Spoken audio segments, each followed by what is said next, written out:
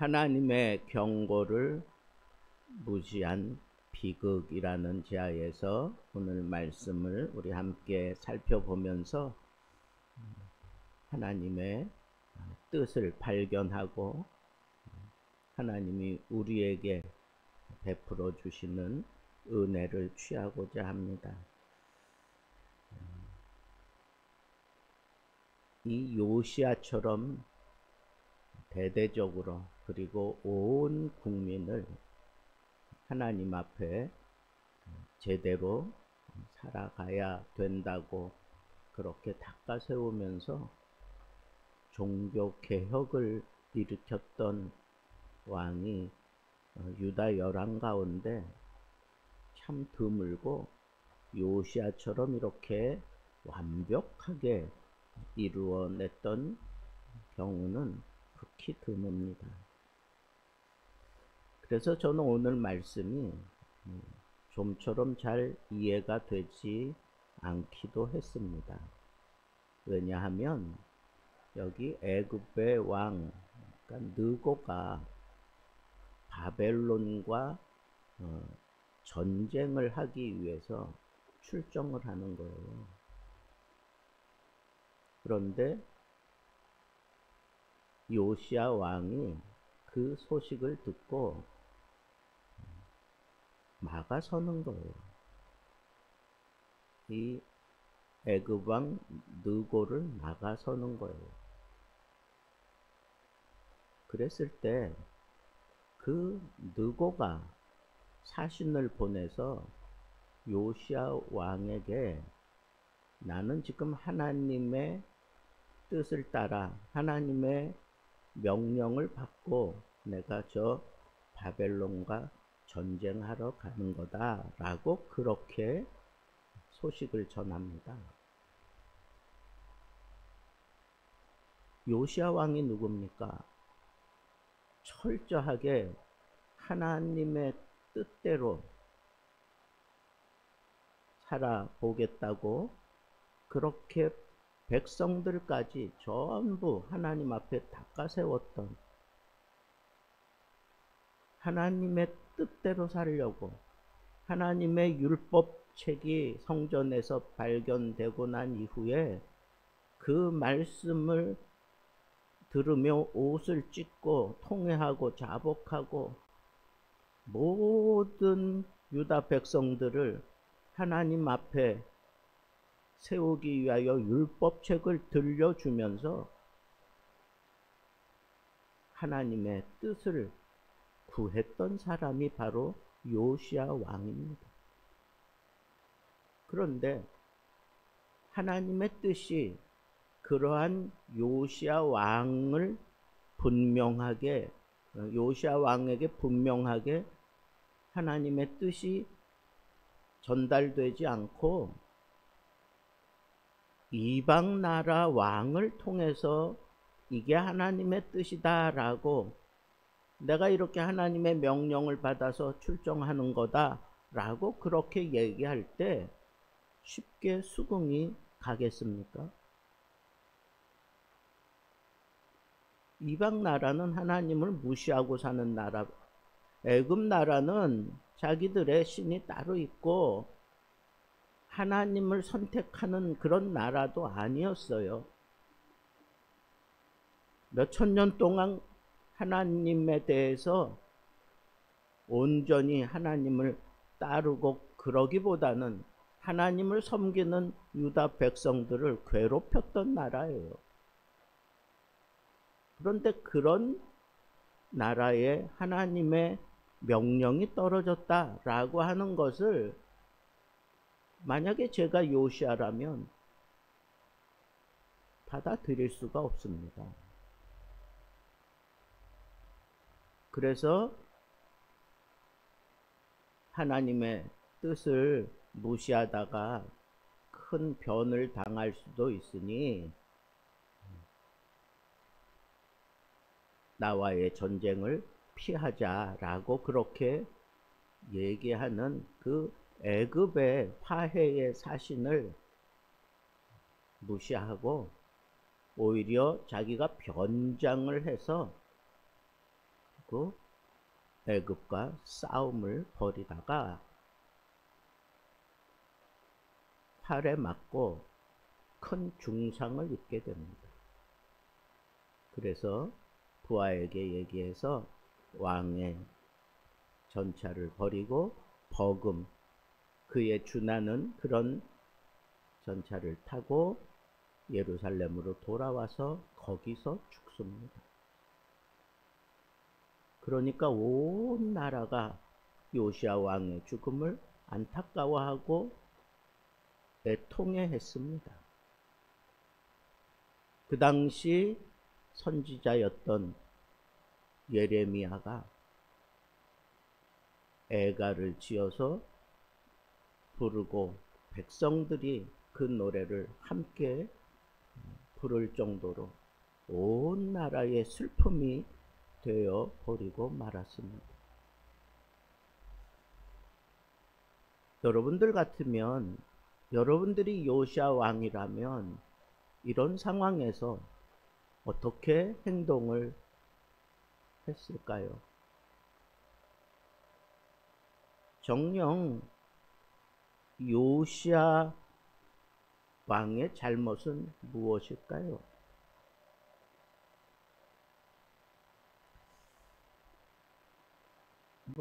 요시야 왕이 애굽의 왕의 그 소리를 듣고는 받아들이지 않았어요. 여러 가지 이유가 있을 거예요. 애굽이 상당히 강력한 나라였고,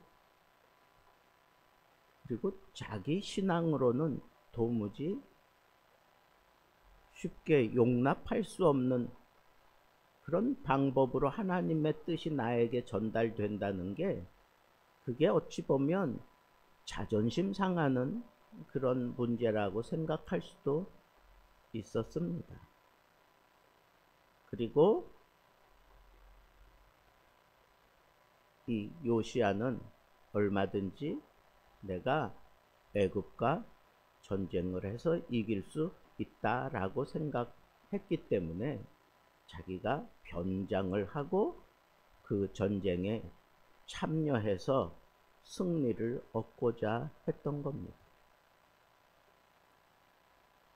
그런데 여기서 한 가지,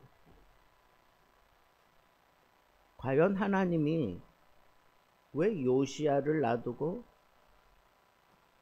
애굽 왕을 통해서 하나님의 뜻을 요시야에게 전달했을까요?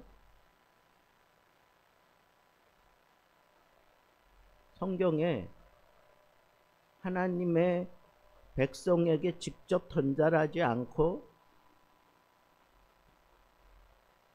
원수들을 통해서 하나님의 뜻을 전달하던 여러 가지 사건이 나옵니다. 이스라엘을 저주하기 위해서 불려갔던 발락에게, 또 발람에게 분명히 하나님의 뜻이 임했던 것도 우리는 알고 있습니다. 그때는 모세가 말을 하게 만들어서 하나님의 뜻을 분명하게 전하기도 했습니다. 애굽 왕 바로가 아브라함의 아내를 자기 아내로 취했다가 그 밤에 하나님께서 이상 중에 그에게 나타나서 분명히 하나님이 역사하시고 하나님의 뜻을 분명히 하시고, 그래서 위기를 모면한 적도 있습니다. 하나님의 뜻이 꼭 내 마음에 맞게, 그리고 나에게만 임한다고 그렇게 생각해서는 안 됩니다. 하나님께서는 여러 가지 방법으로 하나님의 뜻을 우리에게 전달하십니다. 이런 것들을 생각해 보면 요시야가 잘못하고 있는 게 선명해집니다. 그게 뭐냐? 비록 애굽 왕에게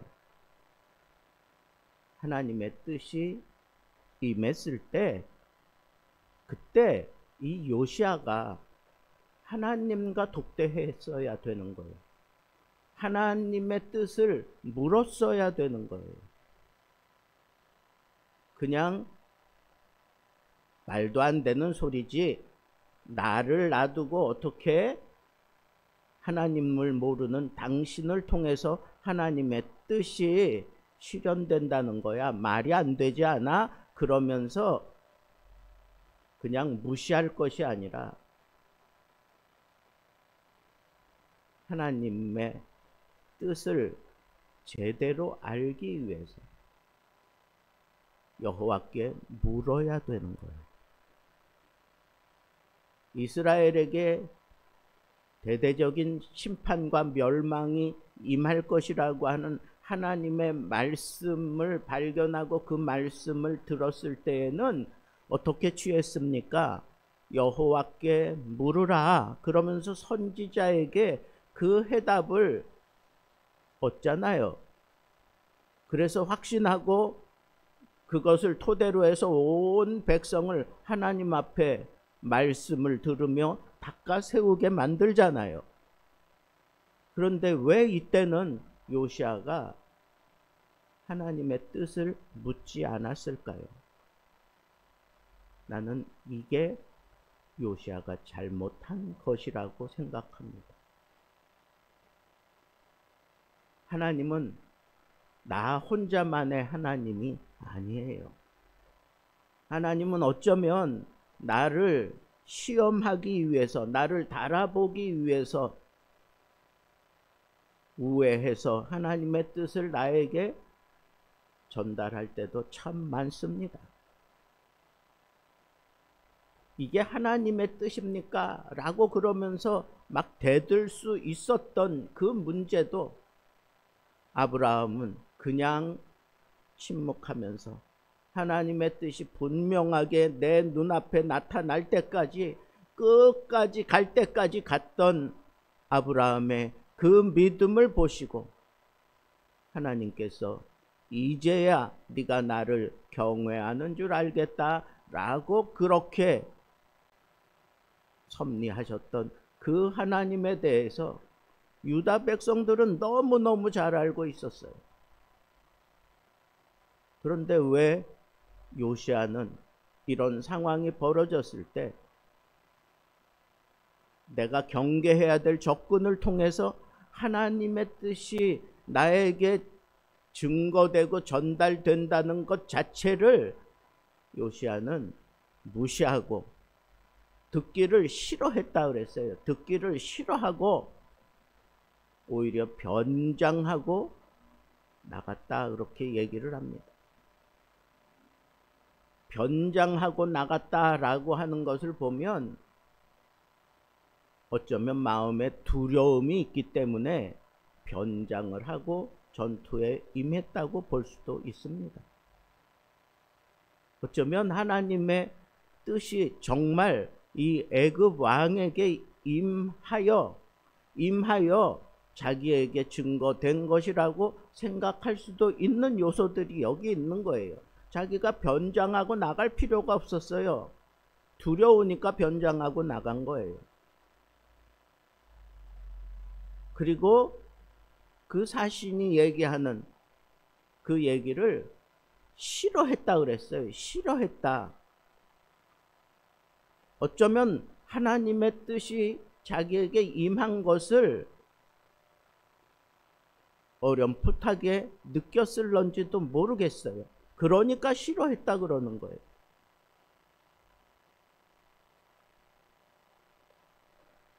여러분, 그 결과가 어떻게 됐습니까? 결과는 하나님께서 이 요시야가 화살에 맞고 결국은 죽게 됩니다.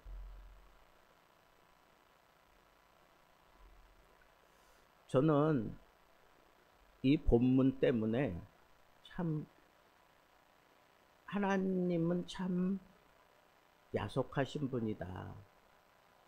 유다 백성이 이렇게 다 하나님께로 돌아와서 이렇게 신앙적으로 제대로 살아보려고 발버둥 치는 그때에 왜 하나님께서는 돌연 이 요시야 왕을 데려가는 건가? 거기 단서를 붙였잖아요. 요시야 왕이 사는 날 동안, 요시야 왕이 사는 날 동안 유다 땅에 하나님의 징계가 임하지 않게 하시겠다. 이 문제 가지고 제가 그 당시 구약의 역사를 가르치는 김희보 교수님에게 좀 따지듯이 물었어요. 그때 김희보 교수님이 제게 아주 새로운 빛을 제게 증거했어요. 그게 뭐냐 하면 요시야가 사는 날 동안 유다 백성들이 하나님의 평안함을 입는다고 했는데 이 백성들이 하나님 앞에 저지른 그 모든 죄악, 요시야 왕이 죽고 난 이후에 그 아들과 그 손자는 더 심각한 또 죄를 범합니다. 이런 모든 것들을 하나님이 다 아셨기 때문에 이미 유다 멸망을 선지자를 통하여 예언해 놓은 상태이기 때문에, 그리고 백성들이 잠시 요시야 왕을 통하여 돌아서기는 했지만 또다시 그렇게 돌아갈 것을 너무너무 잘 알고 계시는 하나님께서 이 요시야 왕을 젊은 나이에 그냥 그렇게 데려가신 거다. 비극이지만 당신은 어떤 가정에 급작스러운 죽음을 당한 그런 비보를 듣고 가서 이 본문을 가지고 그 사람들을 위로했다는 거예요. 아니, 이게 지금 위로가 되는 말씀입니까? 그런데 그렇게 얘기를 해요. 하나님께서 사랑하시는 자에게 이런 나라에 이런 괴로움과 아픔을 보지 않고 그냥 하나님이 데려가신 거라. 경건하게 거룩하게 믿음을 따라 살다가 생각지 않은 그런 비극적인 일을 당하고 하늘의 부르심을 받은 그 가정에 가서 당신은 이 말씀을 들어 위로를 했다고 얘기를 했습니다. 그래서 저도 그 말씀을 들으면서 말씀을 이렇게도 이해할 수 있겠구나 라고 생각하면서 마음의 응어리를 풀었던 적이 있습니다. 그렇습니다. 여러분, 우리는 열심히 요시야 왕같이 정말 대대적으로 개혁을 하며 혁신적인 그러한 신앙의 삶을 다시 되돌이키며 아버지 하나님이 기뻐하시고 정말 복을 주실 만큼 그러한 일들을 이루어 놓은 그 상황,